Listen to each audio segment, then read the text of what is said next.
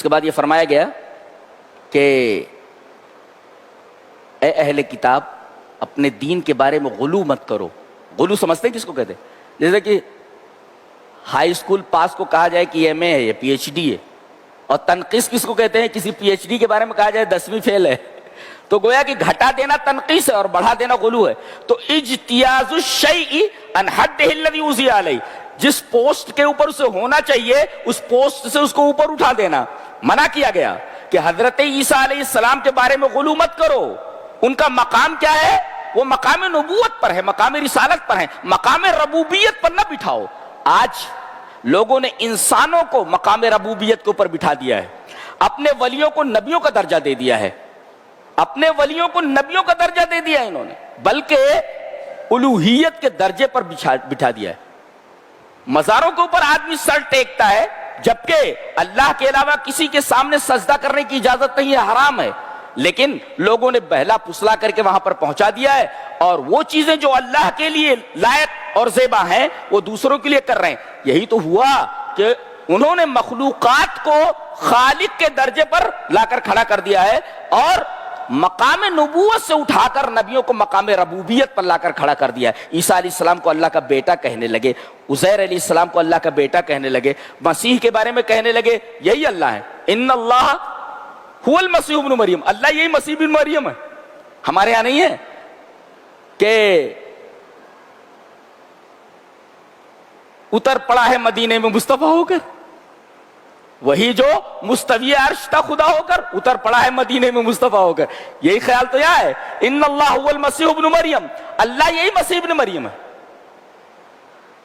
تو کہا گیا غلو مت کرو, جس کا جو مقام ہے اس کو اس مقام کے اوپر رکھو. اور کہا گیا کہ مسیح کا اصل مقام یہ ہے کہ وہ ابن مریم ہے, مریم کے بیٹے ہیں, وہ باپ نہیں ہے, لہذا ماں کی طرف ان کو منسوب کیا گیا. اور قیامت کے دن وہ عورت جس نے زنا کیا ہوگا اور زانی کا پتہ نہیں ہوگا, تو جانتے ہیں اس لڑکے کو کس کے نام سے پکارا جائے گا؟ اسی کے نام سے پکارا جائے گا, اس کو ماں کی طرف منسوب کیا جائے گا, ماں کی طرف.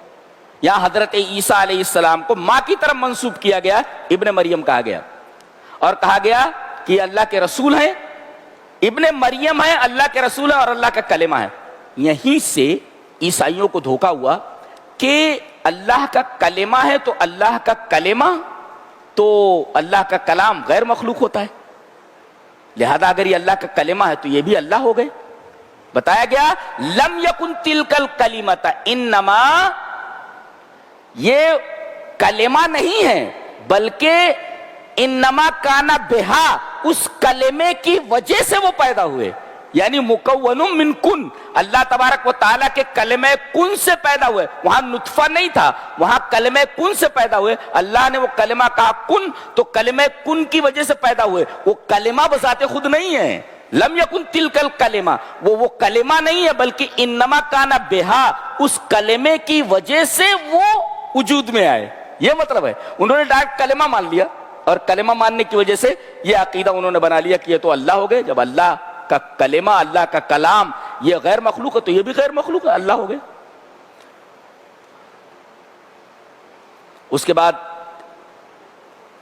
ایک بات واضح کی جا رہی ہے کہ حضرت مسیح کو آر نہیں ہے کہ انہیں اللہ کا بندہ کہا جائے. انہوں نے خود کہا ہے, سورہ مریم میں ہے, جب وہ ہاتھوں میں لے کر کے قوم کے سامنے آئیں تو لوگ کہنے لگے کہ اے ہارون کی بہن, تیرا باپ تو زانی نہیں تھا اور تیری ماں خراب عورت نہیں تھی, یہ بغیر باپ کے بغیر شادی کے بچہ تیرے ہاتھ میں کہاں سے آ گیا؟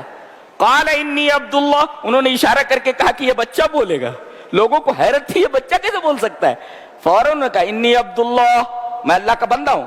جب حضرت عیسیٰ علیہ السلام کو خود اپنے بندہ ہونے پر آر نہیں ہے تو تم ان کو بندہ کہنے میں آر کیوں محسوس کر رہے ہو؟ جیسے آج کل نبی کو بشر کہہ دیا جائے تو لوگ غصے میں آ جاتے ہیں, اور خود نبی نے کہا انما انا بشر. جب نبی کو خود اپنے بشر ہونے کے لیے کوئی آر کا معاملہ نہیں ہے تو تمہیں بشر کہنے پر آر کیوں محسوس ہو رہا ہے؟